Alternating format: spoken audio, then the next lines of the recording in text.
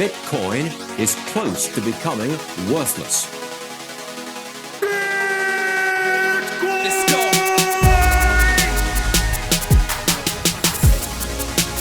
Now, what's the Bitcoin? Bitcoin's like rat poison. Yeah. Oh, The greatest scam in history. let's get it. Bitcoin will go to fucking zero. Yeah.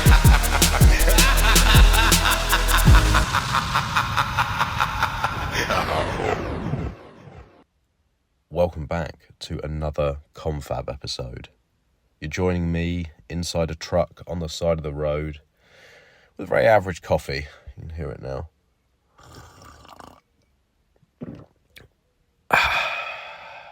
Actually, that's not bad. That's not bad. I'm away at the moment. No cafetières, it's filter coffee here. Recording into a phone. Don't have all my kit with me, but I didn't want to miss reading the boosts from the last Confab episode. I'm also very excited about this one. It's been a while since I caught up with my good friend Badders. For any of you who don't already know Badders, he's actually the man who made the intro music for this episode. I get a lot of compliments on it. That was all Badders, so thank you to him all those years ago. He's also been on the show before, very early days. If you scroll back, if you search like Sir Badders of Bitcoin or something like that, I think it will come up. And I always enjoy speaking to him. He's always looking into something. He's always one step ahead, and I appreciate him very much. I'm going to start to read through the boosts from the last Confab. The last Confab was with Gabriel and Urban. We covered so many different topics. It was a really good one. Just good to catch up with those guys. I really appreciate what they do. If you haven't already listened to it, go back and have a listen. And let's jump into the boosts. Po Jan Mies, the unpronounceable cunt with 16,000 sats streamed.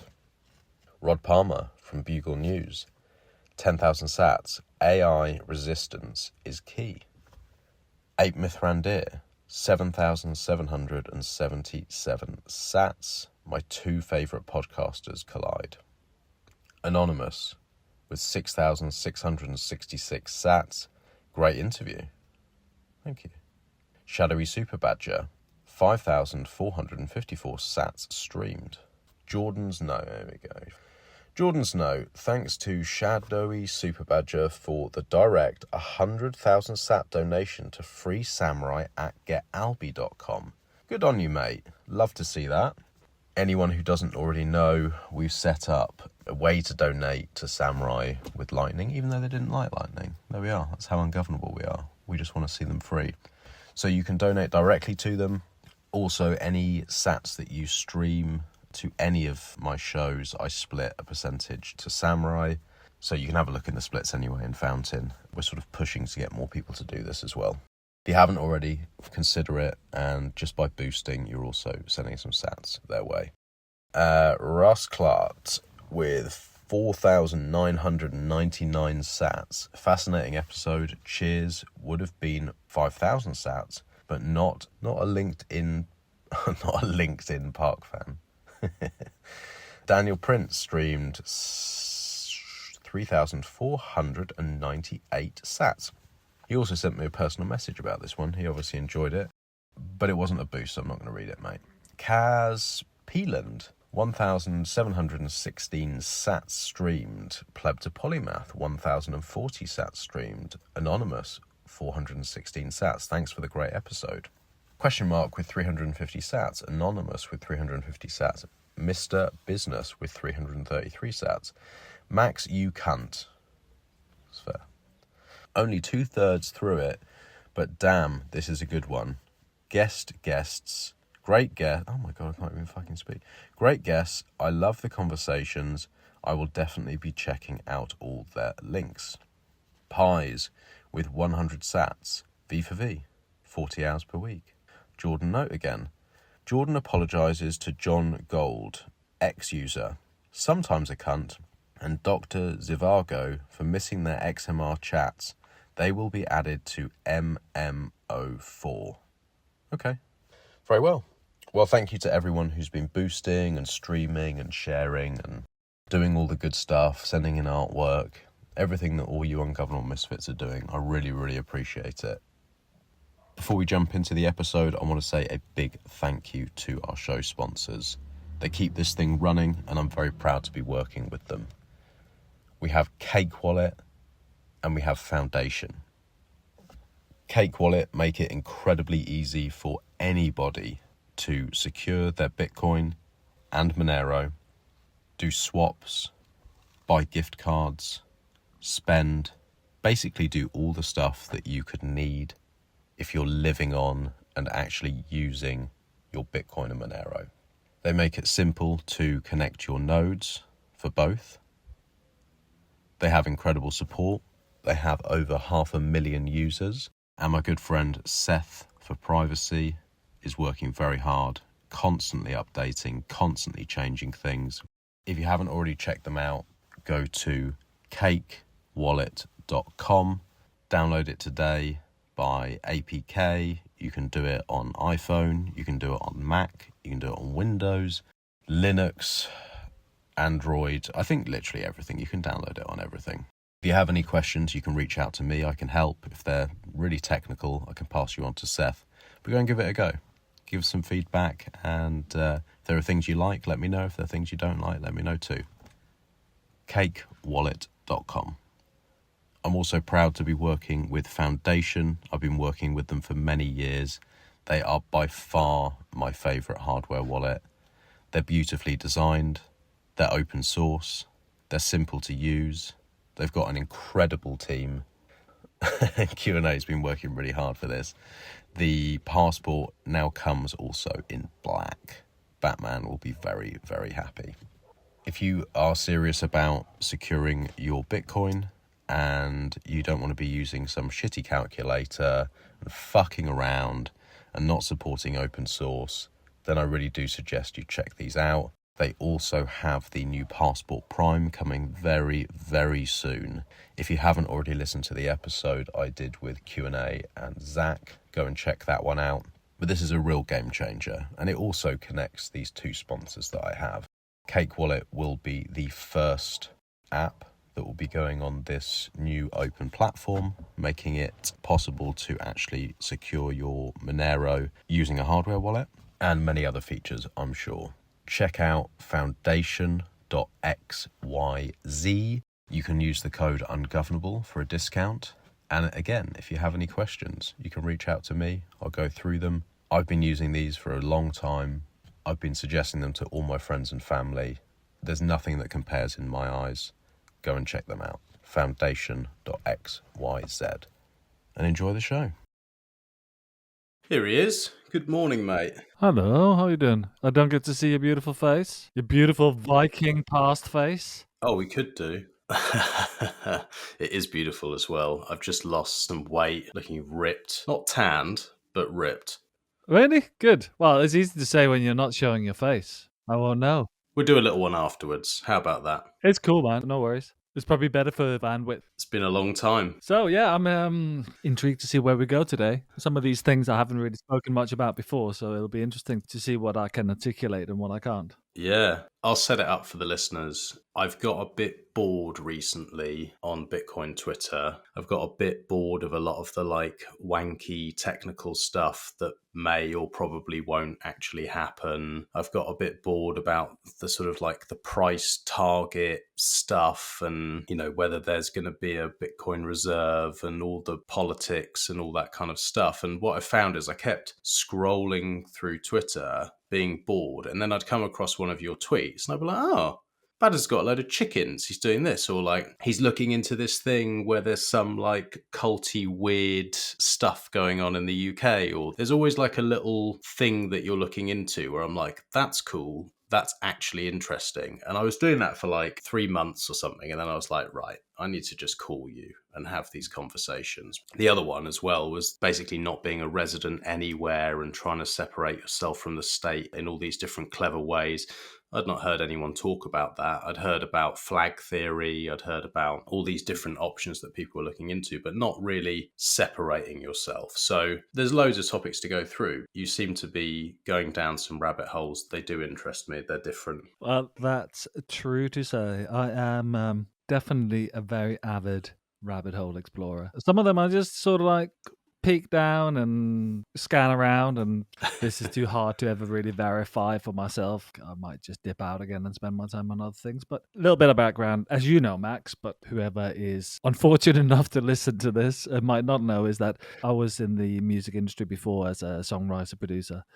And I was lucky enough that I won quite a lot of wanky industry awards and got invited to all these kind of dues, and there'd be a camera in my face and I'd be asked something absolutely irrelevant to life about something. I fucking hated the attention. So very early on, like, I did absolutely no promotion for myself. I did nothing to like push myself online, or I would basically already start hiding away because I was like, it was probably because I was writing and producing a bunch of absolute turd, and I didn't really want to be associated with it because I knew that I was possibly capable of more, or wanted to be capable of more at least.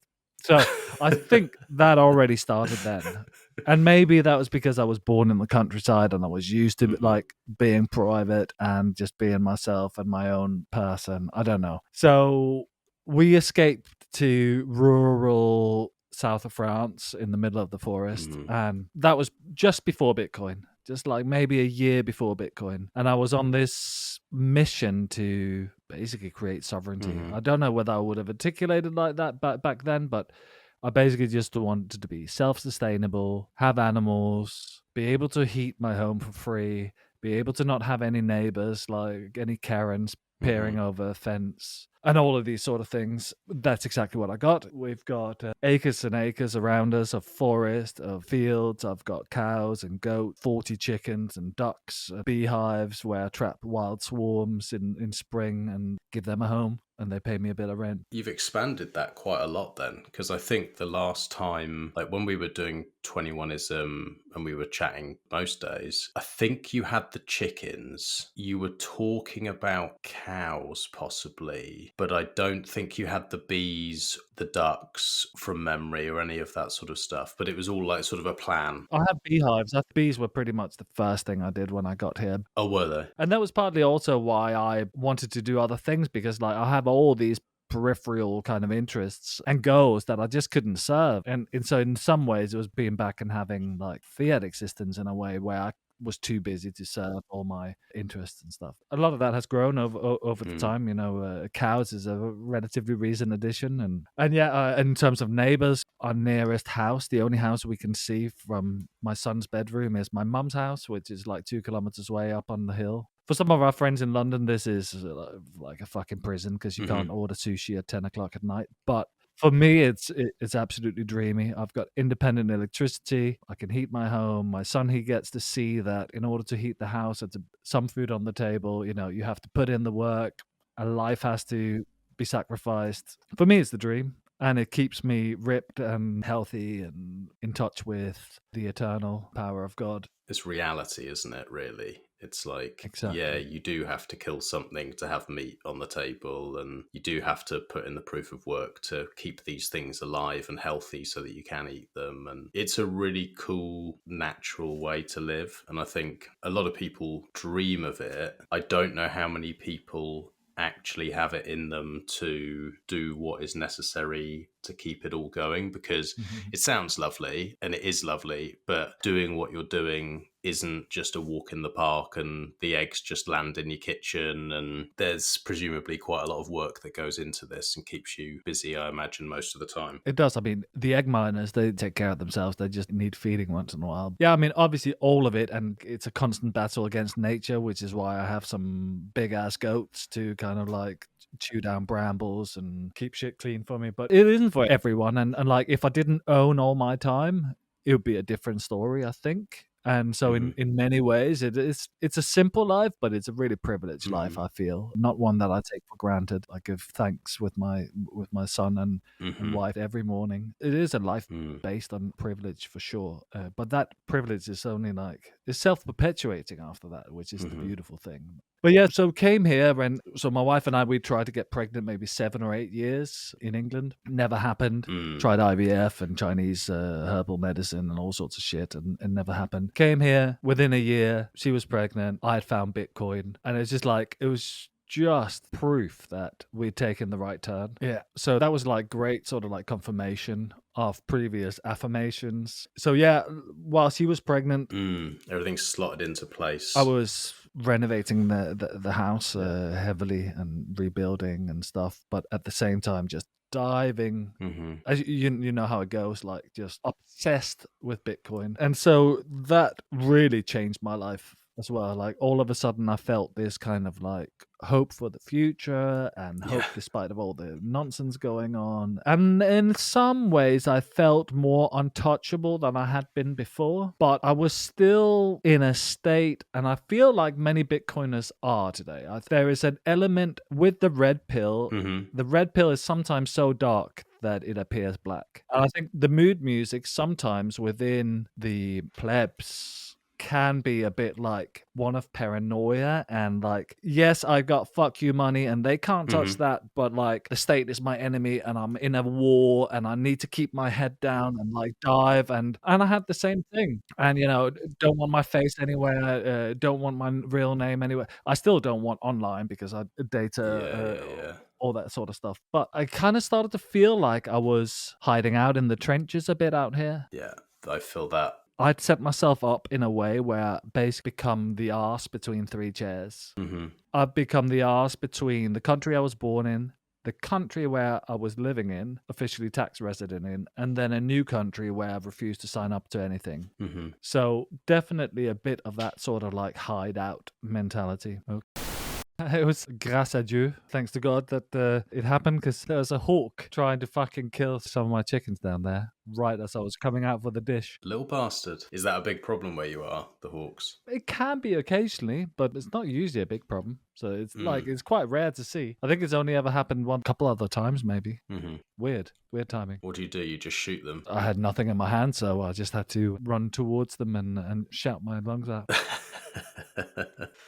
Yeah, so you were covering something that I think is something that goes through my head, and a lot of people who've been involved for the same sort of time as both of us, is you do have this fuck you money. You start to see a lot more of the problems in the world. It's pretty dark out there. You start to feel, or at least I'll speak for myself, I start to feel in a way hunted, because you are potentially a problem for these people and these organizations. They don't like the idea of you having freedom. They don't like the idea of that beautiful picture that you painted with you and your family living good life and self-sustainable and non-reliant on anything. I think it scares them. And when you think about that deeply, it makes you oh, fuck. Being dark about things, feeling almost okay, I've got the fuck you money, but now I could be more attackable because I have it.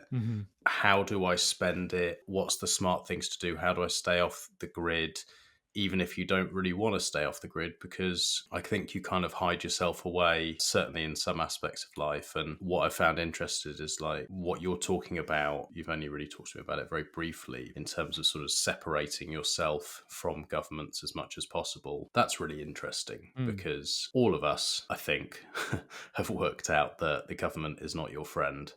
They are not there to help you. They certainly have had no fucking part in what we're building here. We don't want them involved. So it's an interesting thing to be looking into. Yeah, it's a relatively recent rabbit hole of mine, I have to say. As I briefly said to you before we jumped on, it's one of the first times I really get to try to articulate some of these ideas. So I hope it's going to be as concise and as succinct as I'd like it to be, but no guarantees. I got there via a succession of different rabbit holes, really. Because at one point, like you mentioned earlier, or at the very beginning, I kind of went, okay, well, I've listened to a lot of fucking Bitcoin content now, like, 8, 9, 10,000 hours. I have no idea, how much we've studied over the sort of 7, 8 years. And yeah, I don't know. I just got pulled into some different directions. I started buying a lot of old books. I have an old book addiction. I don't know, books from the 1700s, 18, 19, certainly a lot of them before 1950, 1960. And just started diving into different things. My kind of warrior mentality on, who the fuck am I up against? This faceless enemy. Who are they? I started reading John Robison from 1792. John Robison I think he was head of natural science department at Edinburgh University, and he was also head of the Royal Society in Scotland. And he was a Freemason. Okay. But we're still in a period of time before it was really captured by more satanic kind of factions. And he basically was contacted to become part of the German-led, Frankfurt School of Freemasonry. He would send all these documents that he was like, this is fucking crazy. This is not what I'm in it for. And he wrote this book. He sent it to various politicians in America, the founding fathers. Anyway, just to say, I started sort of roots of satanic Freemasonry, how it fomented, created, manipulated, managed revolution. So very shortly thereafter, it was the French Revolution. It had already started actually with the Glorious Revolution under Cromwell, but I can maybe touch on that when I talk about government in a sec.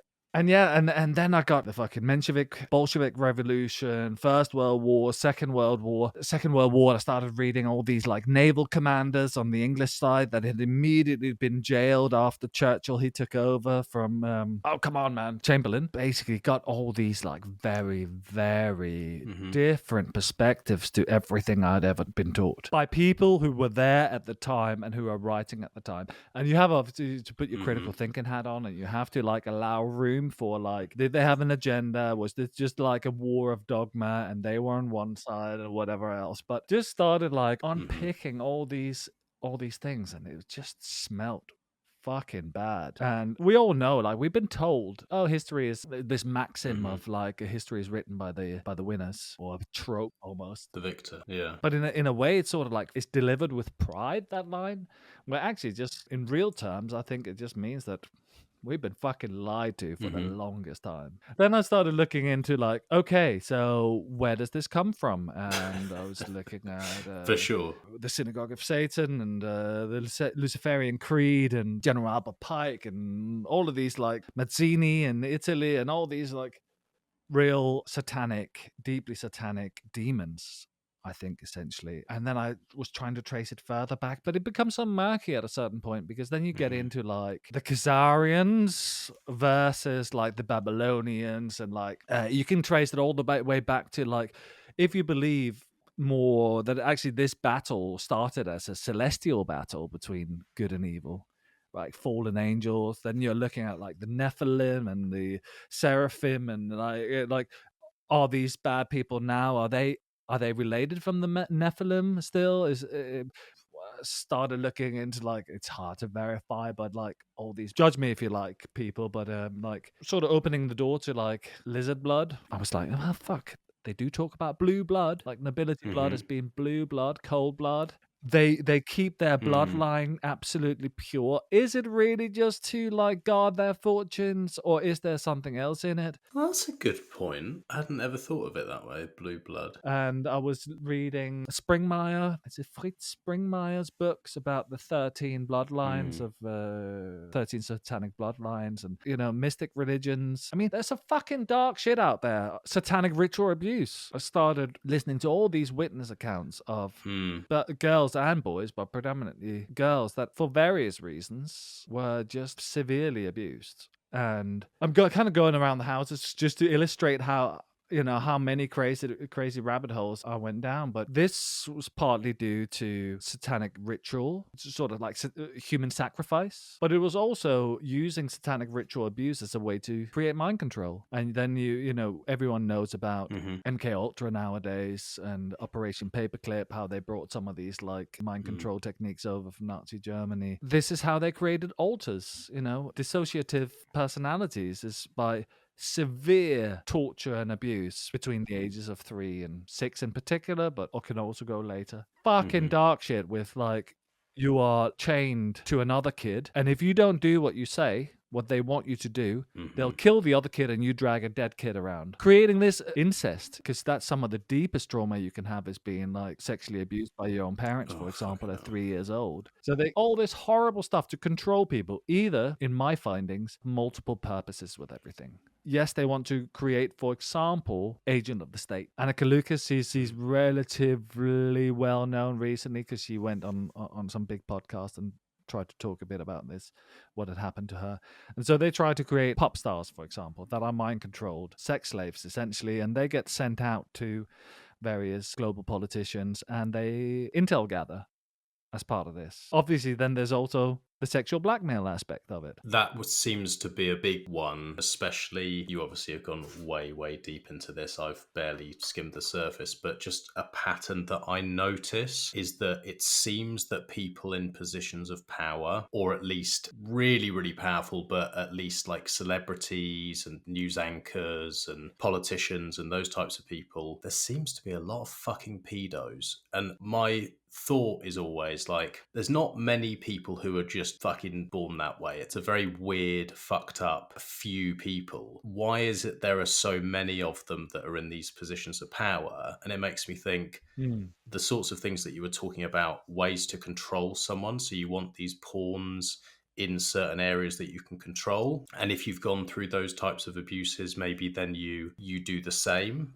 And so that's something that I've always thought is like, it just seems like too much of a coincidence that there are all these people. And then the second part of that is it's the best blackmail, because any normal person, if it's like paedophile, right, wood chipper, no one has any care for killing a pedo. Like it's the worst of the worst. So 100%. And I know from, for example, within the entertainment industry, there will be like somebody shows particular promise. We can put you in this position, you'll do as you're told, and if you don't, we'll expose you. That's just my little guess from what I've seen. They might get invited to a meeting where they're like, this happened to Michael Bernassia, for example, showing very, very big talent as a film director, and then he gets invited to a meeting, I think it was in Amsterdam in his case. We can help you become the biggest director in the world. But once we show you what's behind this door, in this room, there is something that once you see this, you can never go back. Do you want to carry on? And then he might just go, no, thank you, like in his case. Anyway, I don't want to dwell too long on all this sort of stuff. Yeah, it is money. Like they can make money on all these sort of things. They can create mind-controlled military forces. For example, Dr. Jack Kruse, he's talked about this, about the Brain Health Initiative, what's happening in South America. These are real things. Project Monarch for the entertainment industry.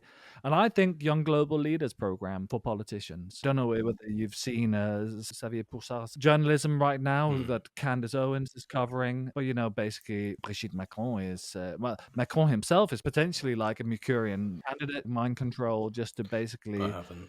Deeply linked to the Rothschilds in France. This shit happens. Like Trudeau, all these talks about his sort of family line. Candidate, is it? Through these satanic ritual abuse rabbit hole that I've been down, deeply, deeply dark, there are several witnesses that are witnessing to Klaus Schwab doing diamond programming at the Tavistock Institute. All this sort of like dissociative personality type, very hard programming that is very hard to undo again.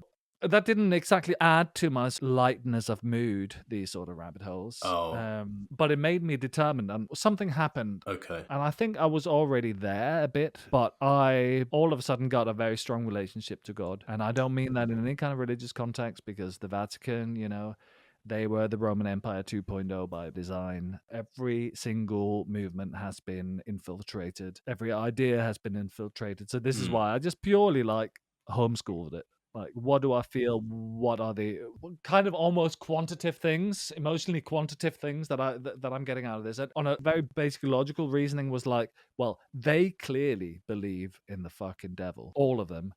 And every revolution, history, or certainly last 300-400 years, has been about killing faith in God and killing faith in your nation. Because then all of a sudden, you can implement other ideas. This is why they're trying to tear the family unit apart, because people will fucking die for their family. They will die for their religion. So they clearly believe there is a God. And then I started praying.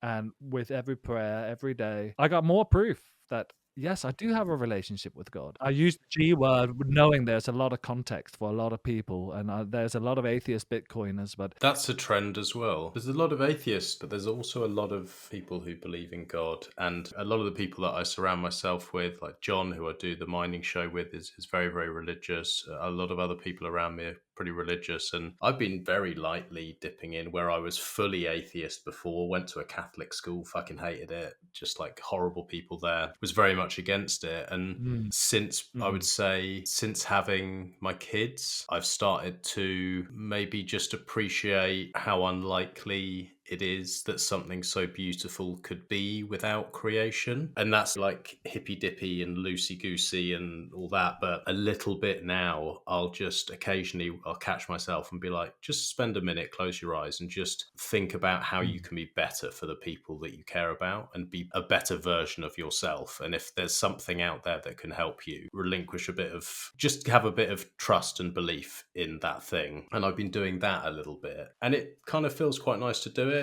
I don't know that I would say I have a relationship with God, but I definitely, once you see how fucking dark some of the shit in the world is, and that these dark people believe in the devil, it seems certain that they do, then you say, well, there must be a counterbalance to that, and I want to be on the other side. So yeah, I mean, I'd say for anybody who's on the fence, I'd say just give it a go. I mean, you'll feel like a teenage boy fumbling breasts for the first time. It's like awkward as fuck, you know, where you find yourself like, what do I do here? Like, how do I pray? Give it a go consistently over time.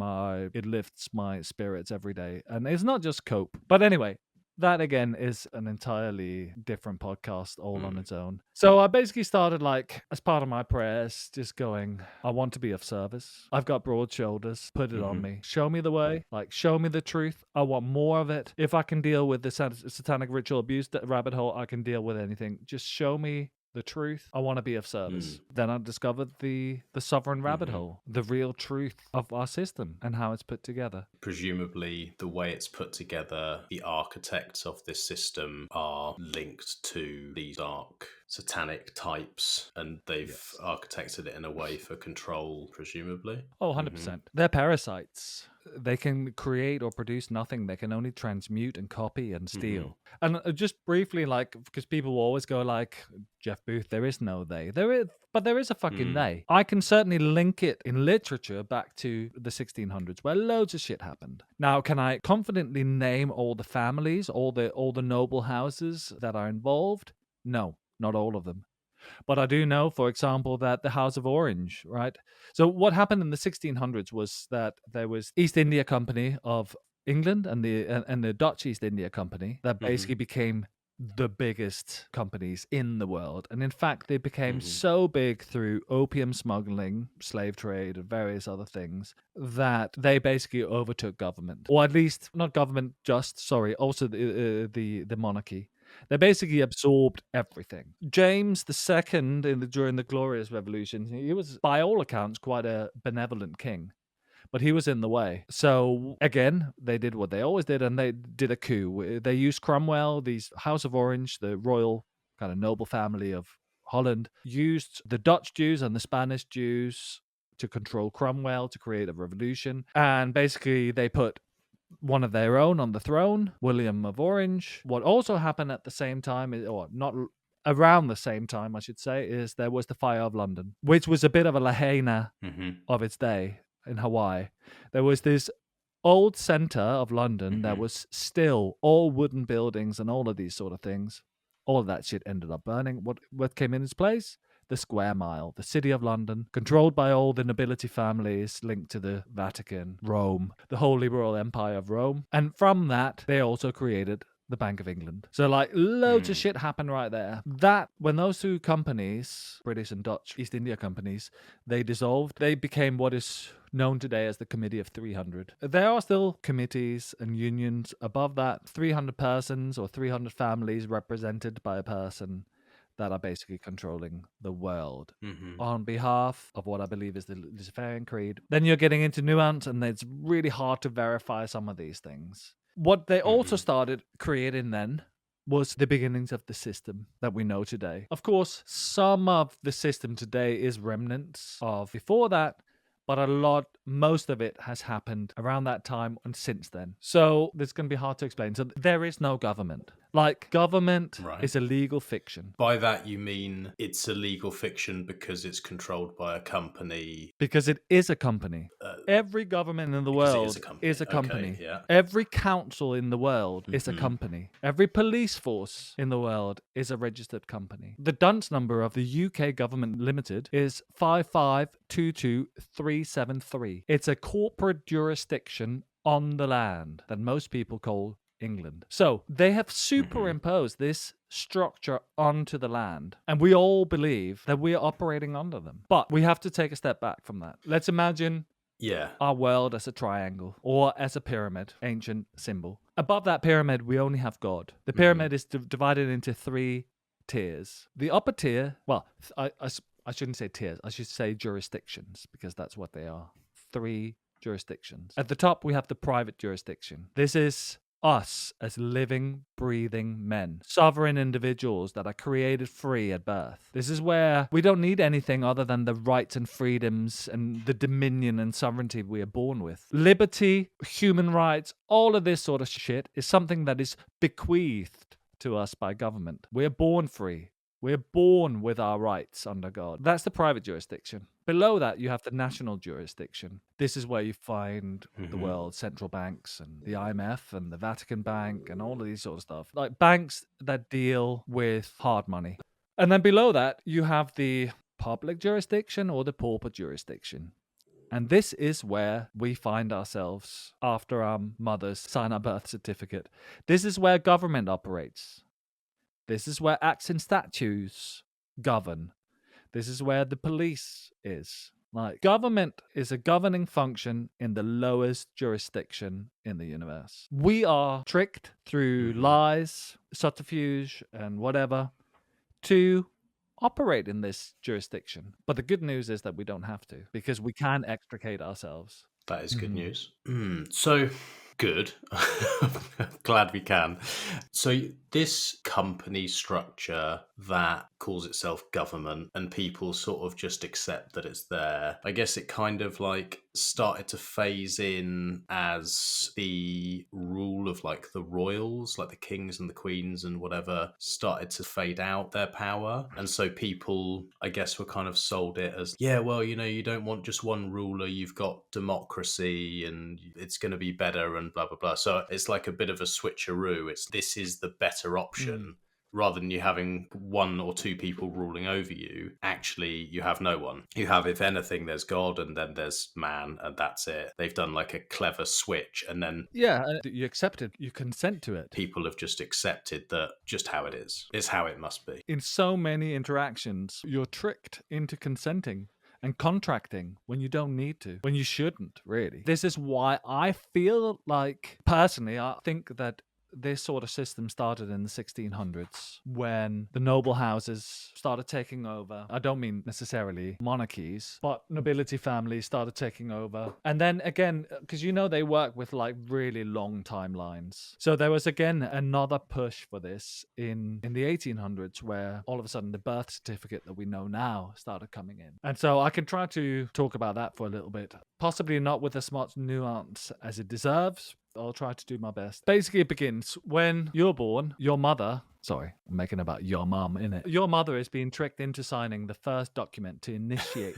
the system of slavery. This is called the birth notification form, the declaration of creation, essentially. Your mum has now become an informant and has declared that she's created a new life out of wedlock. Because what they do, and go back and look at your children's birth certificates, they get the mum to sign with her maiden name, to pull the child away from the protection of the father's house, if you like, into becoming an orphan that the state then collects and puts into a trust. This is where it starts. This declaration of creation that she signs then is used to create a bond, or at least it functions as a bond, which is placed into a trust, a foreign situ trust. Have you heard about bonded slavery? This is what people are talking about. So because you are now an orphan, you are being given bond or trust that is linked to your birth certificate. And this can now be used to create credit into the trust. We've all heard like worth your weight in gold. So what happens is that the child's birth weight, which is noted on the birth certificate, is that basically becomes the equivalent to the amount of gold put into the trust. And then a bunch of, I don't know the specifics here, but like minerals and resources of the nation, some appropriated amount per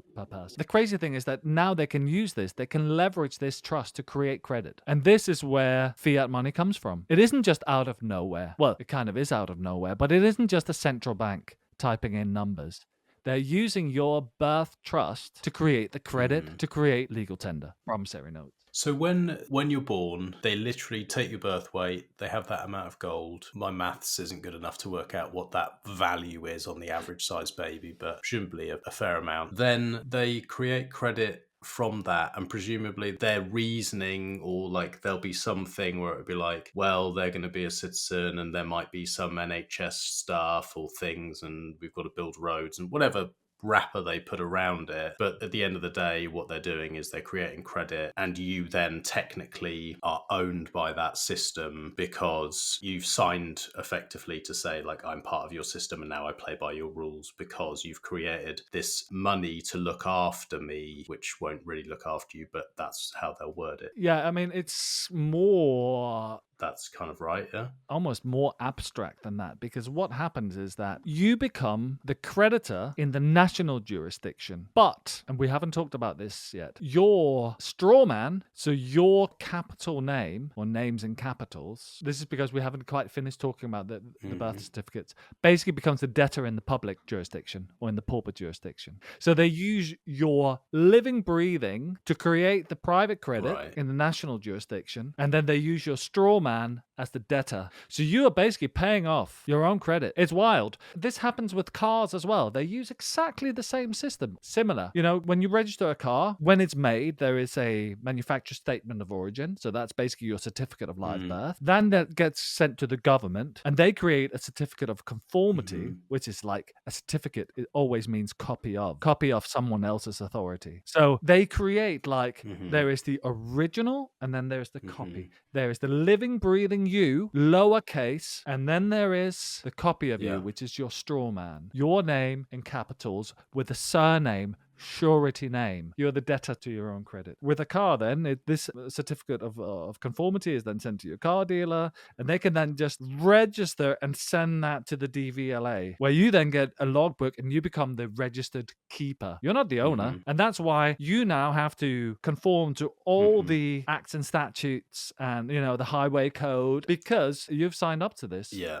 Again, with a car, you can take that back. You can give them notice, and you can drive around without a license plate and without a driver's license, lawfully. Okay, just before you jump, so with birth certificate and registering a car, we're going to go into obviously how you can not have a license plate, how you can get away from that, and how you could not sign or relinquish their control in some way of birth certificate. But I think the reason, other than just people do what everybody else does, and you just do, people don't think about these things deeply, as you see with money, and we've gone through that over the last however many years with Bitcoin. People just kind of go along with stuff. But not deep enough. No, not deep enough. But what I'm thinking is, like, most people are gonna, birth certificate, for example, you've had a baby, then it's like, right, you need to do the birth certificate. Well, why? Well, you know, if you want a passport so that you can travel and leave the country, or you want to be able to actually use the hospital if there's any problems, or there's all these like reasons. Lies. Yeah, sure. I'm sure it is, but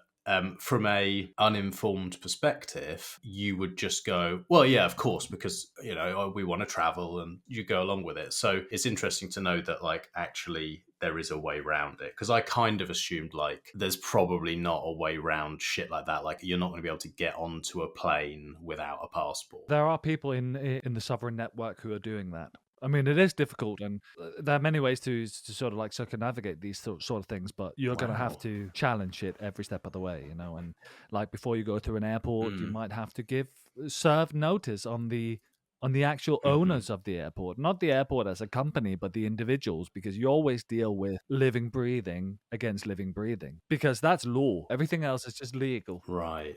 all this corporate shit. Yeah, so you can serve them notice to say, I'm gonna be traveling. If you Okay. hold up my travel for any reason in your airport, you'll be liable to pay damages of £30,000. So there are ways you can do it with affidavits and notices and stuff like that. But I mean, that's not something I've tried, but I know people are doing it. Back to the foreign situ trust. It sounds fucking crazy, but this is how money is created. For example, like let's take with a mortgage, for example. So this bond is traded. I know some people in Ireland that have been able to find a tranche with 200 foreign situ trusts, birth trusts, on Fidelity. And the 200 trusts in the tranche were worth $3.2 billion. And this is continually traded and financialized. There are some very few people that have actually managed to find the account number for their foreign situ trust. I don't know how, and they're now using it to settle absolutely every bill. So like anything from HMRC is just like, here's the account number, help yourself, my foreign situ trust. Oh, as in they've managed to find the sort of account number of their own birth trust. Interesting. And then that's like when you have a bill from HMRC or, one of these fucking leeches, you could then say, I'll just take it from my account. That's like God tier Wow. type sovereign. That's fucking mental. This is also why you get like a national insurance number as part of your birth, because that is basically linked straight to your guardian account, as it's called, for the HMRC, for your person, because the debt to your own credit is now the national debt, and that is why you have to pay income tax. It's all deeply fascinating and quite difficult to articulate in any kind of minutia at this point of my journey. But knowing some of the tricks at the moment is enough for me to just have my eyes wide open and just like consume this rabbit hole like crazy. For example, in official correspondence, there's all sorts of tricks that they use.